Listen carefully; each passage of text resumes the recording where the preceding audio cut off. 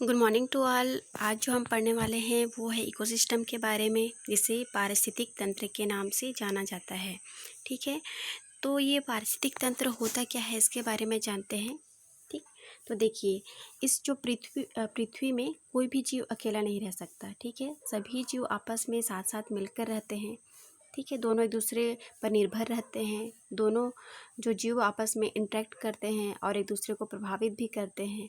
ठीक है, तो जो पृथ्वी में रहने वाले ये समस्त जीव जिनका समुदाय है वो आपस में एक दूसरे को इंटरेक्ट करेंगे, प्रभावित करेंगे, तो दोनों मिलकर एक तंत्र का निर्माण करते हैं जिसे कहा जाता है पारिस्थितिक तंत्र।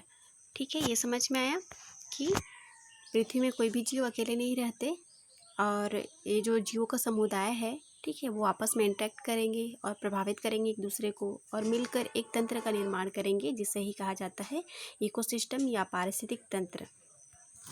ये जो इकोसिस्टम है इसे सर्वप्रथम A.G. टेंसले नामक वैज्ञानिक ने क्या किया था, 1935 में बताया कि इकोसिस्टम क्या है। ठीक है, उन्होंने अपने हिसाब से परिभाषित किया। उन्होंने बताया कि इकोसिस्टम में दो जीव रहते हैं। ठीक है, एक जैविक कारक और एक अजैविक कारक रहता है, जिसे एबायोटिक और एबायोटिक कहा जाता है।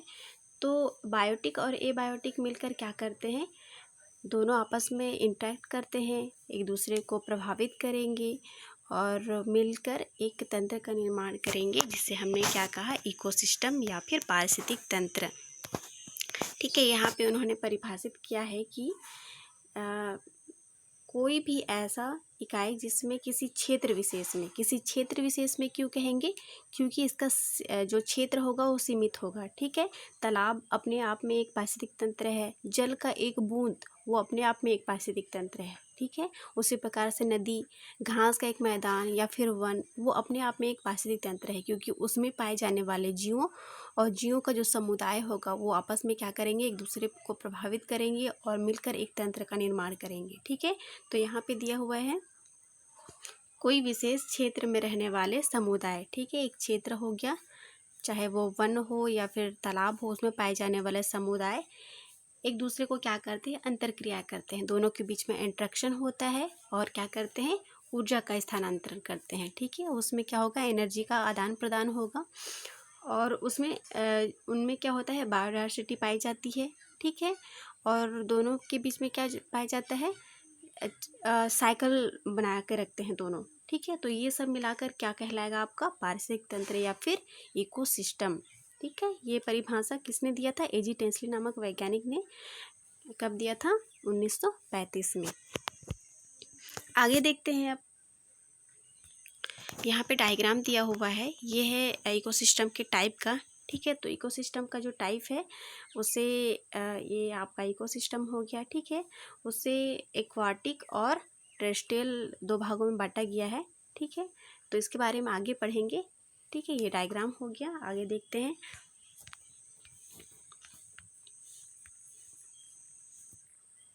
आगे देखते हैं इकोसिस्टम के टाइप। तो इकोसिस्टम के टाइप को अगर हम लोग उसके आवास के आधार पर बांटे तो कितने भागों में बांट सकते हैं, दो भागों में बांट सकते हैं। पहला जो है वो प्राकृतिक पारिस्थितिक तंत्र या फिर नेचुरल इकोसिस्टम।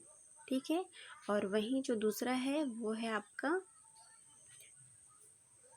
आर्टिफिशियल। ठीक है, एक हो गया नेचुरल और दूसरा हो गया आर्टिफिशियल, जिसे कृत्रिम पारिस्थितिक तंत्र कहा जाता है। तो सबसे पहले देखते हैं नेचुरल। सबसे पहले देखेंगे नेचुरल इकोसिस्टम के बारे में। ये है आपका नेचुरल इकोसिस्टम।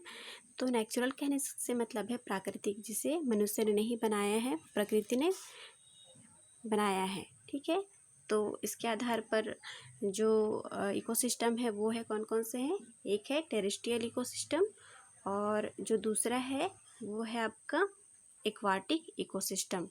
ठीक है, स्थलीय और जलीय। तो स्थलीय के अंतर्गत कौन कौन से इकोसिस्टम आएंगे, घास का मैदान। ठीक है, जैसे कि बताई थी मैं कि घास का मैदान अपने आप में एक इकोसिस्टम है, क्योंकि उसमें पाए जाने वाले जीवों, उनका समुदाय के बीच में क्या होता है, आपस में इंटरेक्शन होता है और दोनों एक दूसरे में ऊर्जा का स्थानांतरण करते हैं। ठीक है, उसी प्रकार से वन है, डिजर्ट है, मरुस्थल में पाए जाने वाले जीवों में इकोसिस्टम का पाया जाना। अब देखते हैं जलीय जो पारिस्थितिक तंत्र वो होता है वो क्या होता है। तो जलीय जो पारिस्थितिक तंत्र है उसे दो भागों में बांटा गया है। एक तो है आपका फ्रेश वाटर इकोसिस्टम और दूसरा है marine water ecosystem. Fresh water कहने का मतलब है यहाँ से नदी तालाब जिससे हमें फ्रेश वाटर प्राप्त होते हैं, झील, और वही मरीन वाटर मतलब खारा। ठीक है, तो समुद्र आ जाएंगे, महासागर आ जाएंगे। तो ये आपका हो गया मरीन वाटर इकोसिस्टम।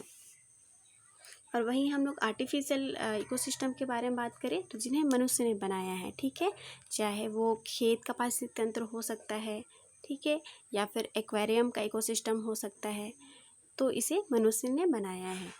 फिर से एक बार इसको देखते हैं। इकोसिस्टम को कितने भागों में बांटा गया है आवास के आधार पर? दो भागों में बांटा गया है। पहला है वो है नेचुरल इकोसिस्टम और दूसरा है वो है आर्टिफिशियल इकोसिस्टम। ठीक है, और ये जो है कृत्रिम जो है नेचुरल इकोसिस्टम को दो भागों में पुनः बांटा गया है। एक है टेरेस्ट्रियल इकोसिस्टम, दूसरा है एक्वाटिक। तो टेरेस्ट्रियल के अंतर्गत हम लोग पढ़े घास का मैदान, मरुस्थल, और वहीं एक्वाटिक के अंतर्गत क्या क्या पढ़े अपन लोग ने? दो भागों में बांटा गया इन्हें पुनः, फ्रेश वाटर और मरीन वाटर। फ्रेश वाटर में नदी तालाब झरने आएंगे, वहीं मरीन वाटर में महासमुद्र या फिर सागर आएंगे। वहीं आर्टिफिशियल इकोसिस्टम के बारे में जाने तो आर्टिफिशियल इकोसिस्टम जिससे मनुष्य ने बनाया है, जिससे खेत का पारिस्थितिक तंत्र हो या फिर एक्वेरियम का, जिसे मछली का घर कहा जाता है, उसका पारिस्थितिक तंत्र है। ठीक है, तो ये हो गया इकोसिस्टम के टाइप। आगे देखते हैं हम इकोसिस्टम का स्ट्रक्चर कि उसकी संरचना कैसी होती है। तो ये जो पारिस्थितिक तंत्र का स्ट्रक्चर है वो दो घटकों से मिलकर बना होता है। ठीक है, ये जो घटक है वो है आपका जैविक घटक और अजैविक घटक। कौन कौन से घटक हैं? जैविक घटक और अजैविक घटक मिलकर क्या करते हैं? पारिस्थितिक तंत्र की संरचना का निर्माण करते हैं। तो यहाँ हम सबसे पहले देखते हैं बायोटिक कंपोनेंट के बारे में। बायोटिक जो जैविक घटक है उसके बारे में जानते हैं। तो जैविक घटक है उसे दो भागों में बांटा गया है, जिसमें से जो पहला नंबर है वो है आपका स्वपोषित या फिर उसे कहा जाता है ऑटोट्रॉपिक कंपोनेंट। ऑटोट्रॉपिक कंपोनेंट्स क्या होता है जिसे स्वपोषित घटक कहेंगे। स्वपोषित कहने से मतलब है अपना पोषण खुद करते हैं। तो कौन ऐसे जीव हैं जो अपना पोषण खुद करते हैं? तो वो है आपका पेड़ पौधा, प्लांट, जो क्या करते हैं क्लोरोफिल के माध्यम से सूर्य के प्रकाश की उपस्थिति में क्या करते हैं? अपना भोजन स्वयं बनाते हैं। ठीक है, तो ये जो प्लांट हैं जो कि फोटोसिंथेसिस क्रिया करके द्वारा फूड का निर्माण करते हैं, इसलिए इन्हें क्या कहा जाता है? इन्हें प्रोड्यूसर या फिर उत्पादक कहा जाता है। ठीक है, तो ये हो गया आपका ऑटोट्रॉपिक कंपोनेंट्स।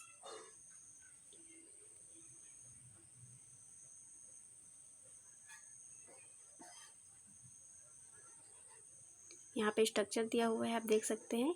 यहाँ पे 6 मॉलिक्यूल किन के हैं? कार्बन डाइऑक्साइड के, और 12 मॉलिक्यूल से आपका H2O।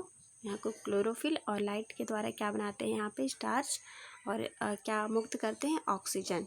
ठीक है, ये ऑक्सीजन किन के द्वारा लिया जाता है? ये हमारे द्वारा लिया जाता है।